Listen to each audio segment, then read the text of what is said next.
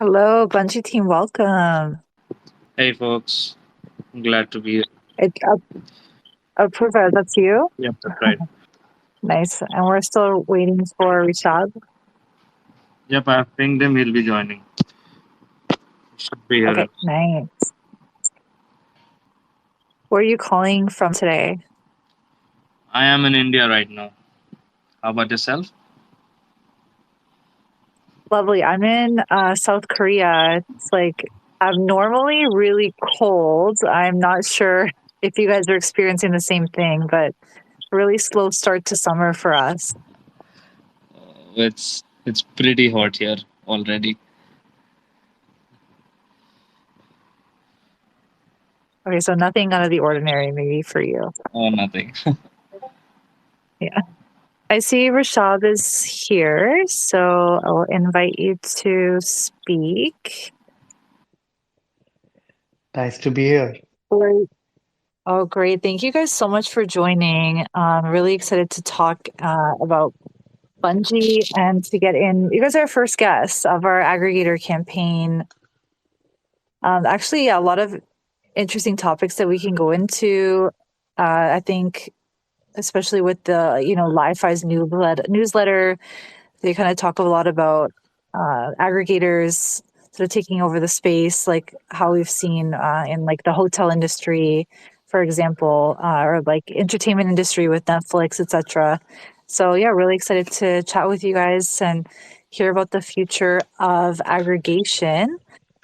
So maybe if you guys don't mind, just both of you giving a bit of an introduction of yourselves and Bungee Exchange and the team, the community. It's like an overall high level overview. Yeah, definitely. So I'm Rishabh. I'm one of the co-founders of Socket and Bungee. Um, have been in the space for the last 2.5 years or so. Before that, like my background, I come from the Web2 side of things. Before I joined the space, was a big part of India's first unicorn. Scaled like a lot of businesses. Took one of them from 0 to 40 million ARR. And then led strategy for another startup, which later got acquired by India's largest food delivery app. And then from there, started in the space. It was like just like one primarily everything Ethereum and like Polygon and BSC were was still kind of coming up. And at that time, we basically began to notice this trend of like so many chains coming up, like L2s coming up. Like there's like I'll talk like a lot more about the background of the rest of the team, but I'll let like Apoop take the intro and then maybe like chat through the rest of the team. Great, Thanks, thank you. Rishabh. Hey folks, I'm Apoorv. I handle everything related to operations, growth, and marketing for Bungee. And I've been in the space for a little over a year now. And glad to be here and glad to be working with an awesome team like Socket. Thank you. Yeah, so Great.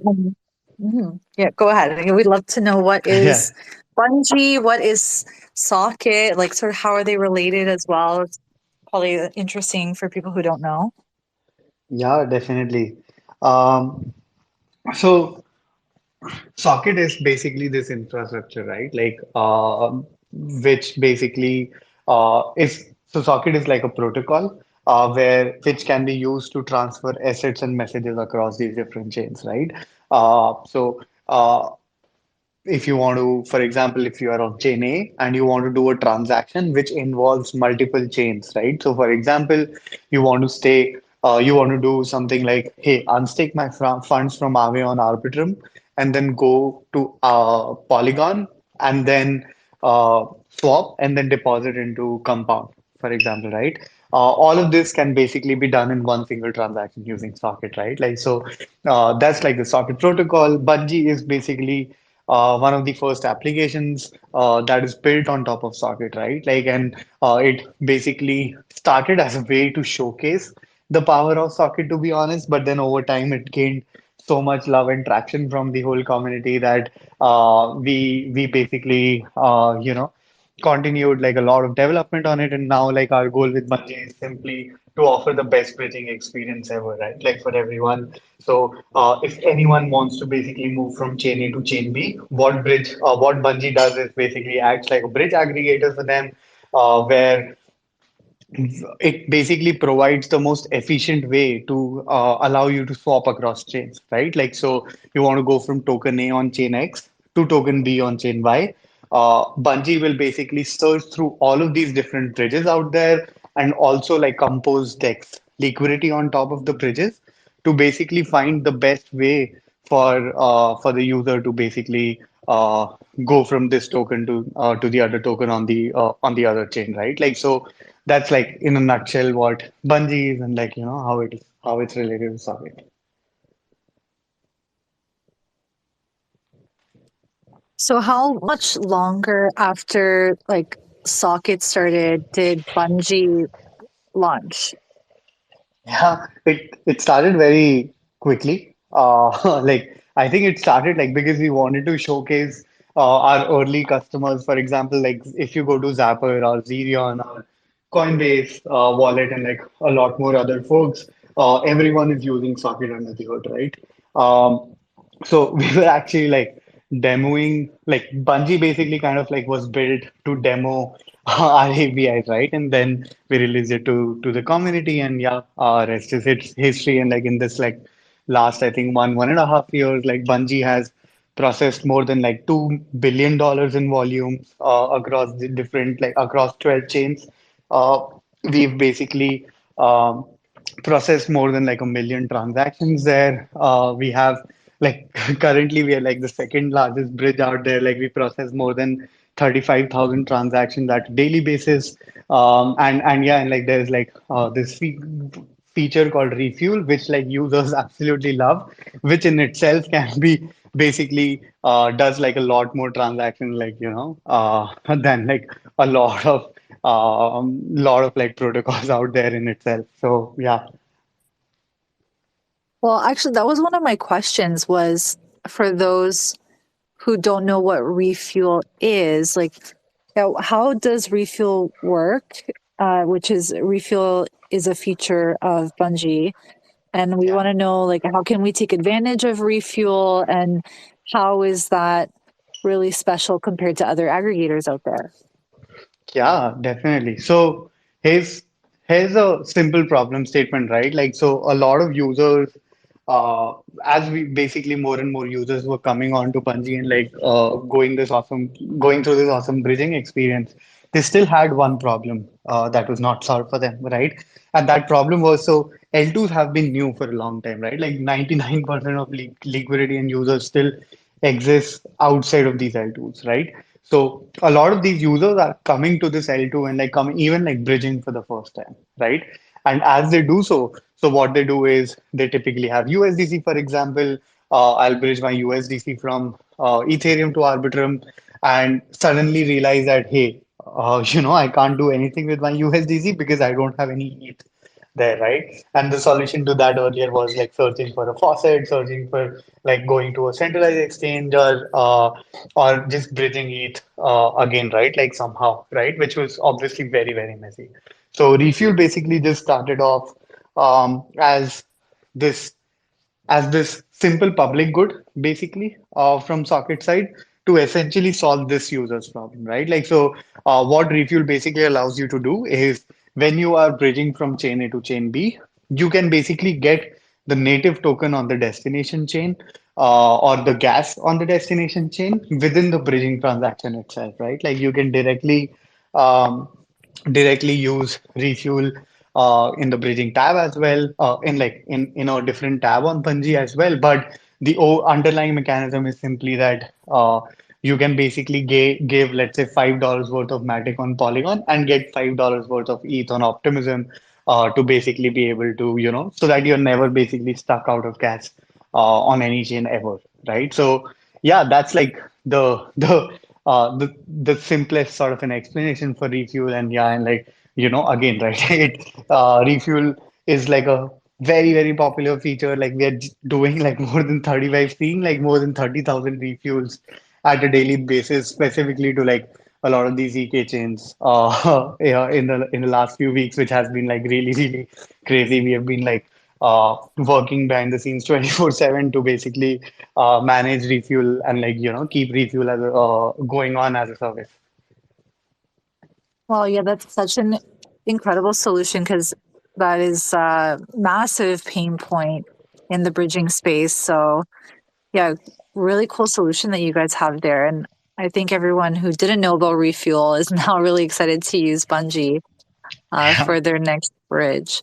So, I wanted to ask you, other than the Refuel feature, is there anything else that you can attribute to Bungie's success, like in terms of, performing 35K in transactions daily? Yeah. You said daily, right? Like, it's Yeah, amazing.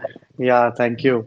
That's like 35,000 each. So like refuel is 35,000 alone, and then they're like 35, 40,000 on Bungee, like bridging transactions itself. So like around Oh, okay. 80,000 transactions every single day. Um, Wow. yeah, I think like a lot of things, right? Like I think one is Bungie is like really, really loved just for the user experience we provide, right? Like the whole user experience is very, very simplistic. We have been like focusing like basically our overarching theme for Bungie is simplicity, right? Refuel is basically born out of this need for us to provide simplicity for our users, right? Refuel is one way we basically add on to that simplicity, right? Just like enabling or like just for users basically this providing this way for them to never caring about what the underlying bridge for example is used and like managing that end to end for them is again right like a part of the simplicity that we want to that we are basically providing for these users, right? And we basically take that whole thing very very seriously, right? Like so Bungee is like to be very honest like the most reliable bridge out there as well, right? Like so for example, right, like a small thing that also adds to this is a lot of bridges or like a lot of bridges will show routes even though they do not have enough liquidity, for example on the destination, right? Or they will basically they might get stuck with intermediate tokens because of this lack of liquidity, like the users, right? Like so we eliminate all of these edge cases, for example, right? Like so we do extensive liquidity checks before we process a transaction. We have a huge data infrastructure at the back end which basically also allows us to, for example, predict what the duration of your next bridging will be, right? Like what the duration of the bridging experience, right? Like the transaction that you're going through will be, right? Like we maintain everything. We read the on-chain data. We have like all the data, let's say, related regarding like all of these thousands of like hundreds of thousands of transactions that we are basically seeing, reading every day, and using that for the analytics, right? And then we have things like socket scan, for example, right? Like so, what socket scan does is again, right? Like a big thing with bridging is because there are two transactions, one on the source chain, one on the destination chain. The user had to go out and like open both the transactions and like try to map those transactions as well, right? Where was my transaction really and whatnot. So again, like with socket scan, what really socket scan is ether scan for bridges. So you just come to socket scan, you basically post your transaction link or your just address, and you basically see all your bridging transactions. You see the source transaction and the destination transaction at the same place, right? And moreover, like it is not just restricted to sockets transaction. You can actually see even transactions that, for example, happened on across directly via you, like without even going via Bungee or a socket, and you can still see the transaction details on socket scan, right? Like this is why, like this is basically just an example of how powerful our data infrastructure is, for example, right? And then, sorry for the long rant, but lastly is like security, right? Like we have super optimized everything, smallest to smallest of decisions for security, right? Like we do not have infinite approvals. Our contracts never actually take custody of your funds at any given point in time. We basically have completely immutable contracts without any proxies, and there are like a lot more security features that we basically offer and we take care of, right? Like so, yeah, I think like everything and like a combination of everything has added to all the amazing traction and love that we're seeing on Bungee. Well, with all of those security measures in place, I did want to ask you what your team's philosophy on security was in the bridging space, because I think despite there being, I think in recent times, right, still a lot of yeah, measures to, double down on security in the bridging space, and we haven't seen as many maybe hacks as like when cross-chain transactions first started really picking up speed, but there is still so much concern for the average user, and they still prefer, despite the lengthy wait times, to use the native bridges. So how do you think Bungee and just, bridges in general can like overcome that sentiment despite, your all of Yeah, your efforts? Mhm.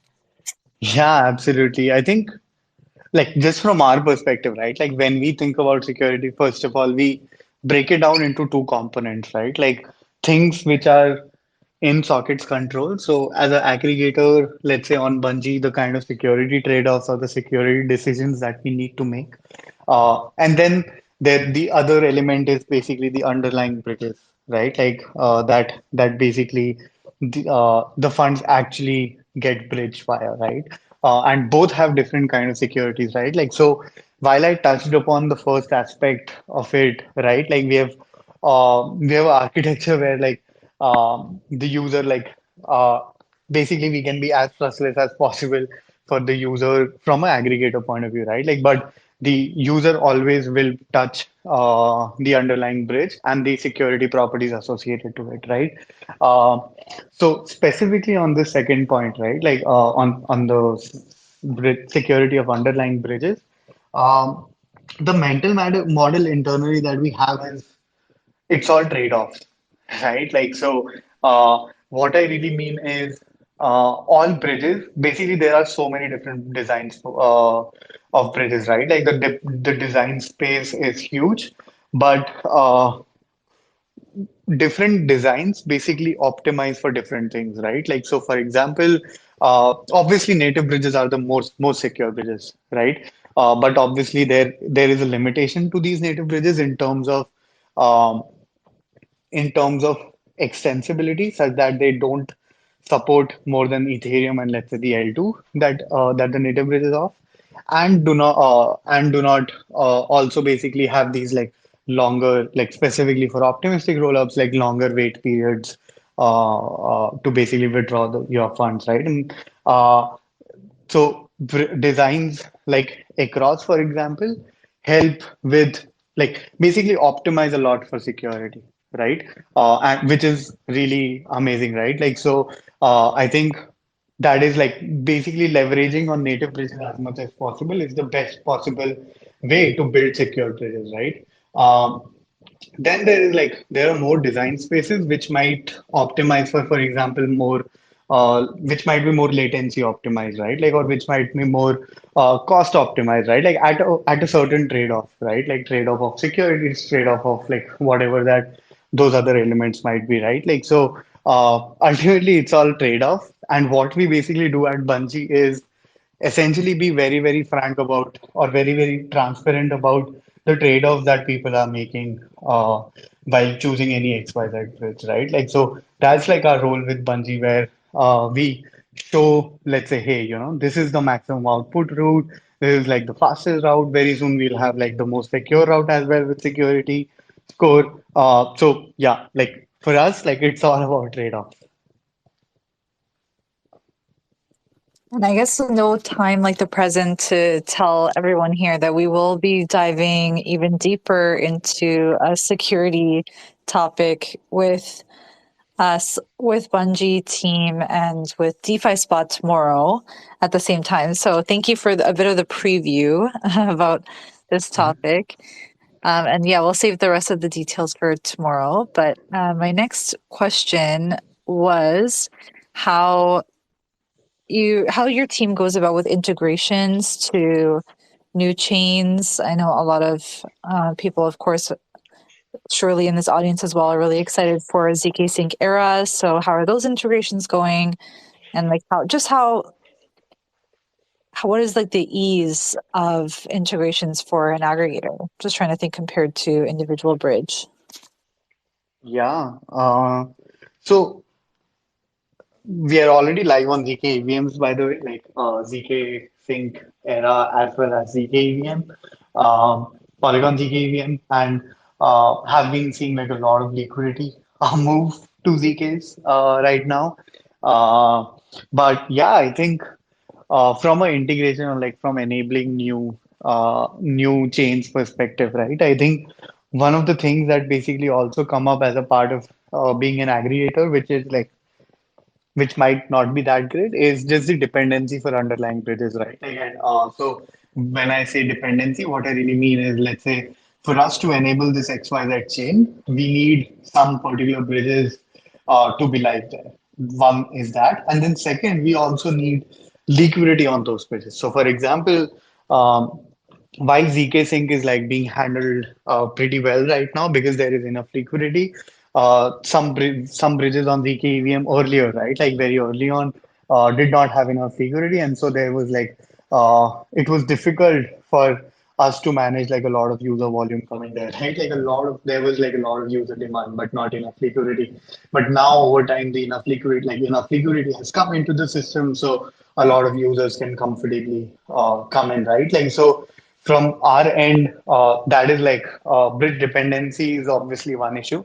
And then there are infrastructure limitations, right? Like, so for example, to support any new chain, we need like some basic infrastructure like RPCs, right? Like we need very, very robust RPCs given the scale we handle, right? Like, so and no, like there are very less tools in the overall space which actually support all chains at scale, right? Like, and that is like an issue I am sure like you guys, for example, face as well, right? Like, so I think like those are like the maximum like some of the dependencies, but otherwise it's like really easy for us. We have optimized our infrastructure to ensure that we can expand to a lot like any and every chain that we want to in the fastest way possible. We basically look at the demand very carefully and then basically prioritize how to basically launch on whatever chain we want to. Okay, gotcha. I feel like this might be not a silly question, but I feel like I should know this, but I am curious, so I will ask. So, if someone wanted to do a very large transfer using Bungee, but to ZK era, for example, and there all of the liquidity is like fragmented, there's not enough on one bridge, so you're able to process the transaction in sort of like multiple smaller transactions by taking Yeah, that's as a great okay, that's question actually. mhm. That's not a silly question at all. That is a big question, right? And I think so as a concept of aggregators, right? We are all very used to seeing DEX aggregators which do something like this, right? Which route any XY like any trade that we have amongst five different DEXs, for example, or five different AMMs, for example, right? Um, but you might see on Bungee that we do not do this right now, right? And there's a reason behind this, right? Like so Dex aggregation is like at its very core like a one-dimensional problem in the sense that it's you can just optimize for cost. Every Dex will have like the same latency, which is like the block times and the same security assumptions, right? Whereas bridging is like a very multifaceted problem, like we were discussing, right? So, for example, every bridge has a different security model or a design space, right? Every bridge will have different sort of latency given its design, different kind of cost given its design, different chain support, different token support, and so on and so forth, right? So when we want to do like something like when we want to think about something like route splitting, right? What really happens is, let's say I am bringing in 500K via across and 500K via any XYZ different bridge, right? What will most probably happen is, let's say the funds from across comes in 2 minutes, but the other bridge takes 10 minutes, right? And that kind of then leads to like a lot of things like a lot of UX issues like anxiety, for example, for the user, right? Like, or the user might not even want to like just divide their trade just because they do not trust anything other than across, for example, right? Like from a security point of view.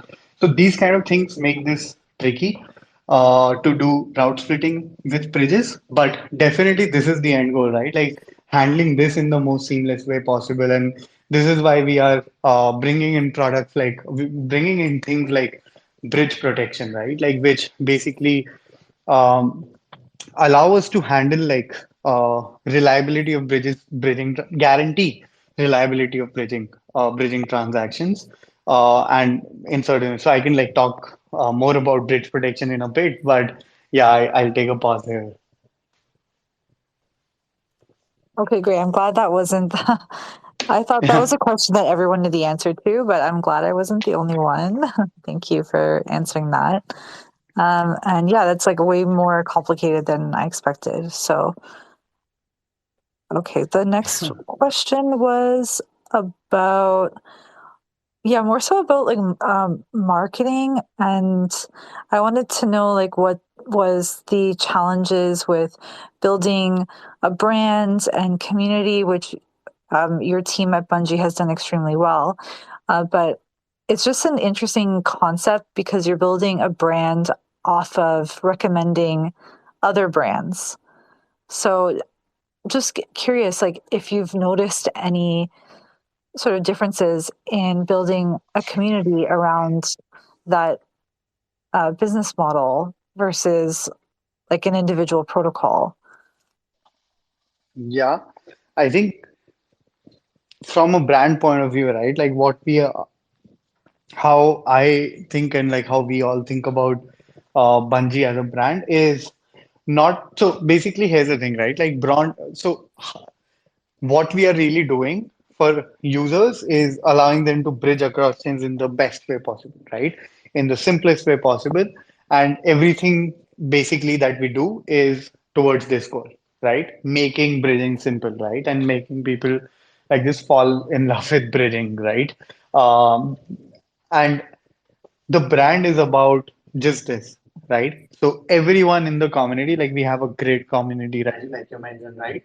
Everyone loves Bungee for the simplicity that we provide, right? Like everyone loves Bungee for refuel. Everyone loves Bungee for like just showing all those different routes and trade-offs that we were discussing about. Everyone loves Bungee for coming up with innovations like bridge protection.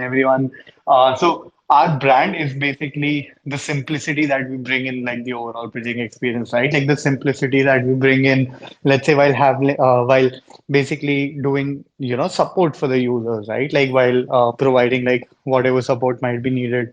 So the brand is more about like a higher level thing that we provide, which comes from our UX and like the overall building experience to everything we do. And that is why, for example, our our whole community, like we have like a special set of people in the sense like we have like a sub community of sorts of like around 1,500 people who basically we keep chatting with to discuss like new features that are coming up, right? Like so all new features are first and foremost like tested by them. We take their feedback very seriously. We basically iterate on that feedback and then only release like to the broader audience, right? Like so we are building based on what the community really needs, what the people who like literally use the product, literally use Bungee at a daily basis need, right? And that so they are like the community is really the brand, right? Like how much they love the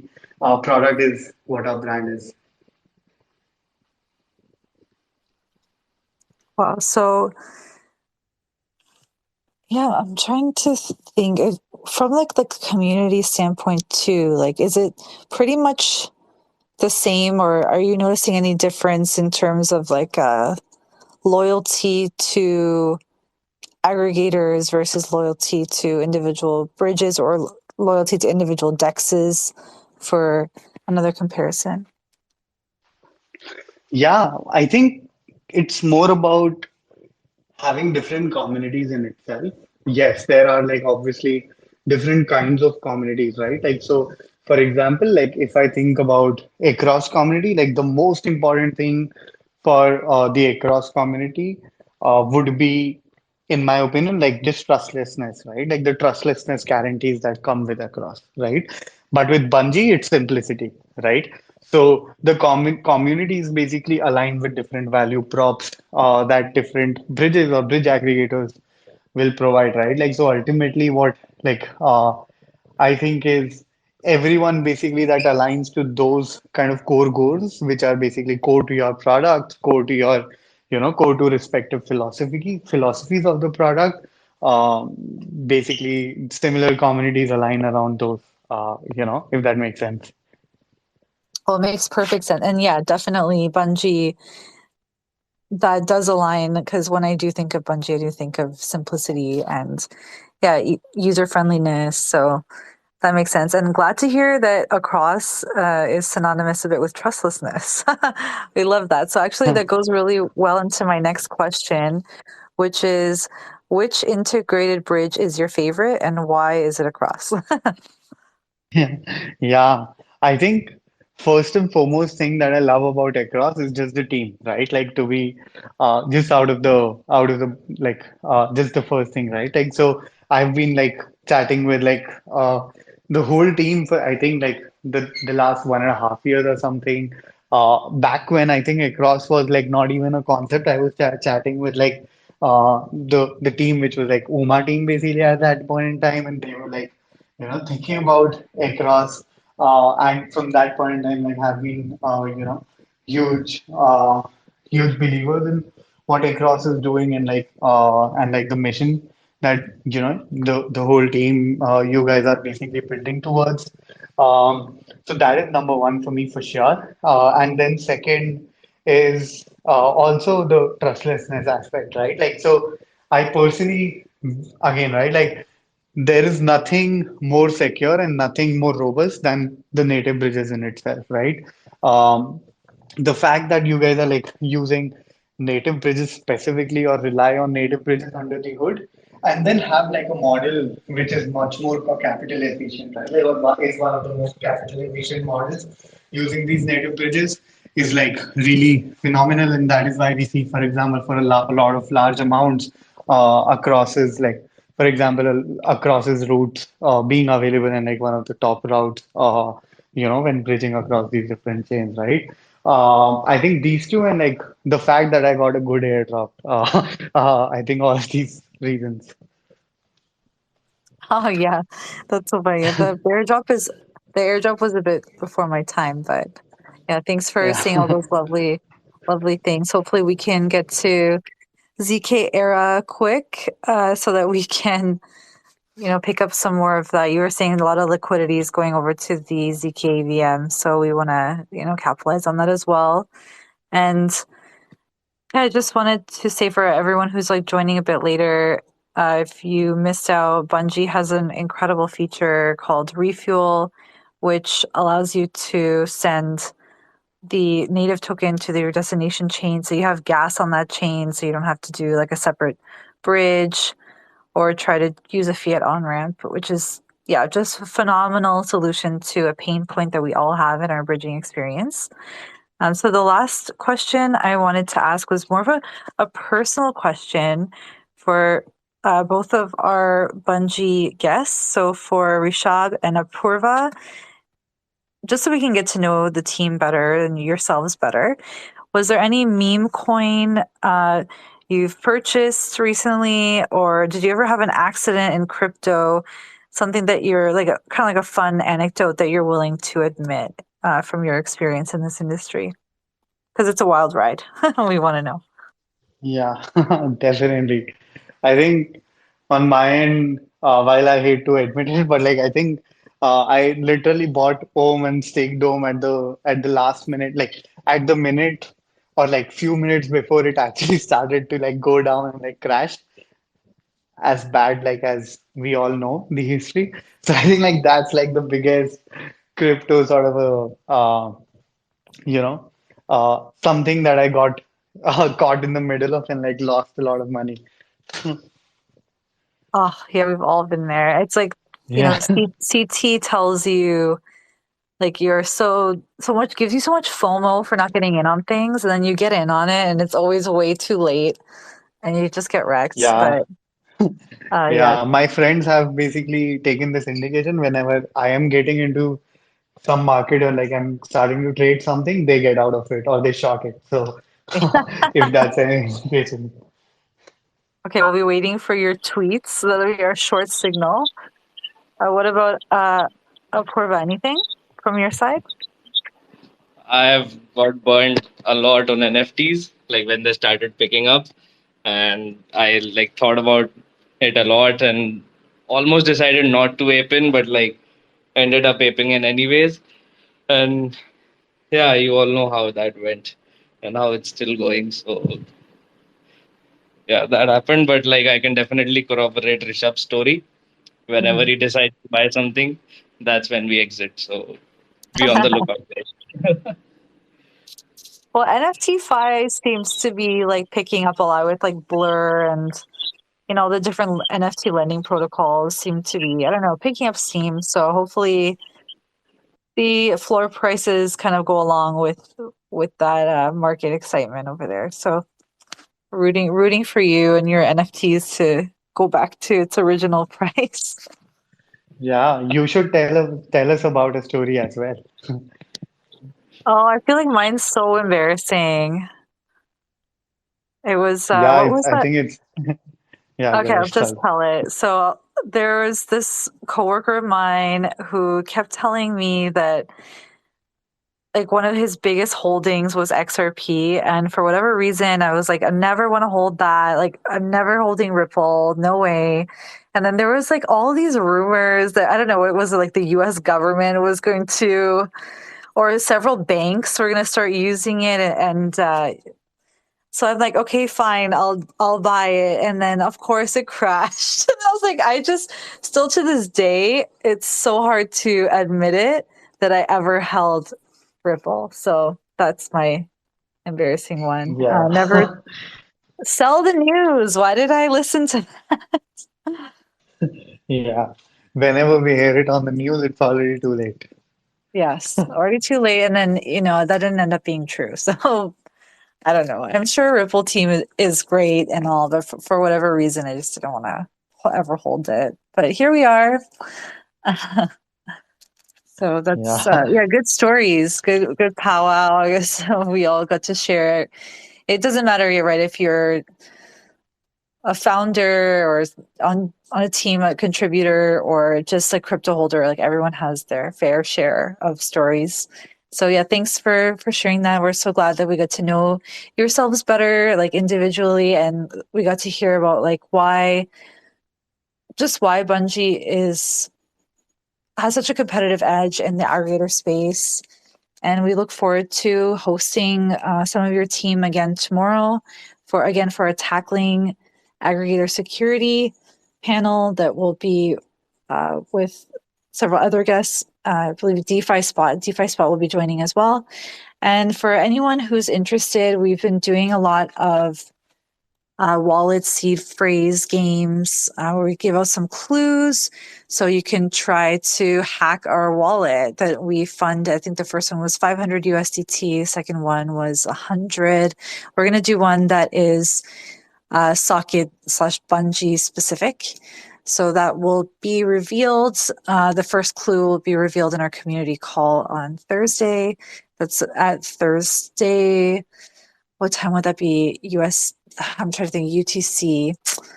Okay, it's 10 a.m. EST. I believe, yeah, 2 p.m. UTC. So, yeah, just want to throw that out there. If anyone likes those kind of puzzle games, I think it's a good opportunity to win some money. And it'll be all about Bungee and Socket. So, if you're a fan, you already probably know the answer, so you can hack real quick. So I just want to thank our guests, Rishad and Apurva. Thank you so much for joining and sharing with us all about Bungee. Yeah, pleasure to be here. Thanks so much. And thank you to our audience as well. We'll catch you on the next one, tomorrow's panel. Thank you so much.